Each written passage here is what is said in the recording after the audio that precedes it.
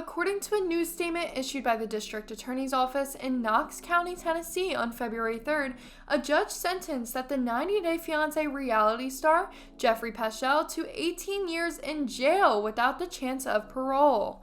The 44-year-old was convicted of aggravated kidnapping and domestic assault involving his fiancée on 90 Day Fiance before the 90 days in 2020. According to the statement, he gripped her neck, banged her head against a wall, and refused to allow her to leave her apartment. With the sentencing in this case, no additional victims will be exploited by this offender for a very long time, District Attorney Charm Allen said in a statement obtained by E! News. Jeffrey Paschal, a 90 Day Fiance franchise alum, has been convicted guilty of kidnapping and domestic assault resulting from an alleged altercation with one of his ex-girlfriends. He has been arrested and is awaiting punishment.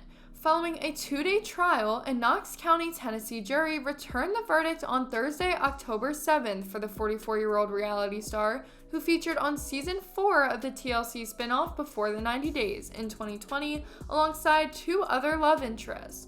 Prosecutors told the jury that on June 9, 2019, police were called to a domestic disturbance at a Knoxville residence. They discovered Paschal and his then partner, Kristen Wilson Chapman, who told investigators that he assaulted her in the house. Paschal seized the victim by the neck and then repeatedly banged her head against the wall, according to a statement from the Knox County District Attorney General's office. She was pushed to the ground and dragged as well. Paschal grabbed the victim's cell phone and refused to let her leave the house. After Paschal fell asleep, the victim ran to a neighbor's house. Officers noted a large raised bruise on the victim's forehead, along with bruises and abrasions on her back, arms, and side of her lip. She was also diagnosed with a concussion.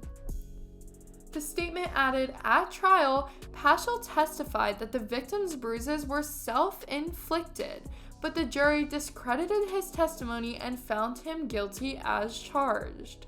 According to public records, the reality star was put into jail on accusations of domestic abuse, aggravated kidnapping, interfering with an emergency call, and vandalism. Wilson Chapman testified during the trial that she and Paschal had dinner and drinks at a restaurant before returning to her home the night of this issue. She said the reality star stayed inside while she walked her dog. She said they were going out to meet a friend and she texted her while standing outside before walking back home. Wilson Chapman described Paschal as the next thing I remembered, he was pounding me. He grabbed me by the back of my head and was slamming my face into the ground while I screamed for him to stop. From there, he dragged me upstairs, dragging me by the hair on my head. Wilson Chapman said that later, she blacked out. The next thing I remember, I was in the corner of my kitchen and he was shoving me up against the wall and he got me back down on the floor in the kitchen, she said. He was hitting my head on the floor in the kitchen and I lost consciousness again.